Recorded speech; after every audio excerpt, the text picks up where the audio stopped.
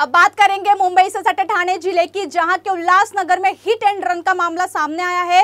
Car चालक ने bike को टक्कर मारी। दरअसल कार चालक का गुस्सा इतना भड़का कि वो बाइक चलाने वाले पर गाड़ी चढ़ाकर जान से मारने की कोशिश की है। पूरी घटना उल्लासनगर कैंप 3 हीरा घाट स्थित इंडियन ऑयल पेट्रोल पंप के पास घटी, जहां रोहन शिंदे पेट्रोल भराने जा रहे थे। तब भी विट्ठलवाड़ी स्टेशन के पास एक कार चालक ने उसे टक्कर मार दी। दरअसल रोहन ने हीरा घाट के पेट्रोल पंप पर कार चालक को जवान पूछने के लिए रोका। इसी दौरान उनके बीच कहासुनी हो गई। बहस के चलते कार चालक ने रोहन की बाइक में जोरदार टक्कर मार दी, जिससे रोहन की बाइक गिर गई। इसके बाद ड्राइवर ने रोहन के ऊपर कार चढ़ाने की कोशिश की और उसे मारने की भी कोशिश की। यह पूरी घटना पेट्रोल पंप पर लगे सीसीटीवी कैमरे में कैद हो गई। हैरानी की बात यह है कि पुलिस ने अभी तक इस मामले में कोई केस दर्ज नहीं किया है। घटना आहे विठ्ठलवाडी स्टेशन पासून चालू झालेली।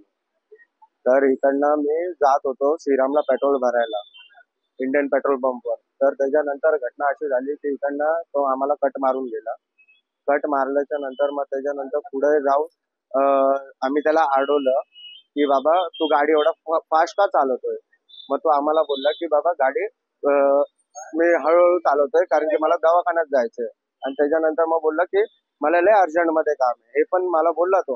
मी बोललो सगळ्यांना घाई आहे पण तू व्यवस्थित जा बोललो। माझी ऍक्टिवा पाडली त्या 4 व्हीलर वाल्याने। मग त्याच्यानंतर त्याला मी परत समजवायला गेलो।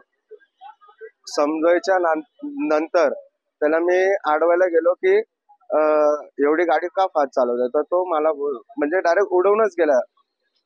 उडवून गेल्यानंतर त्याने परत मला मारायचा प्रयत्न केला। पवई पेट्रोल पंपच्या इथं त्यांनी मला मारण्याचा प्रयत्न केला।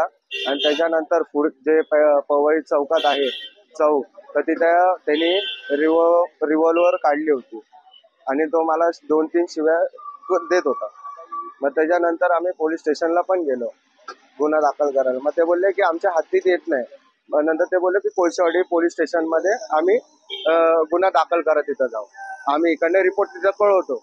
मग ते बोलले की तुमचं काय आहे। तर अजून म्हणजे तो समोरचा अजून व्यक्ती आला नव्हता। आम्ही रात्रभर पोलीस स्टेशन मध्ये तिथेच होतो, दवाखान्यामध्ये पण जाऊन आलो आम्ही। असा विषय घडलेला आहे। जर ह्याच्यानंतर जर मला जर काय कमी जास्त झालं असतं तर कोणी माझी जबाबदारी घेतली असती। माझ्या सोबत माझा मित्र होता, आता तो पण घरी आहे, त्याला पण थोडंफार लागलेलं आहे।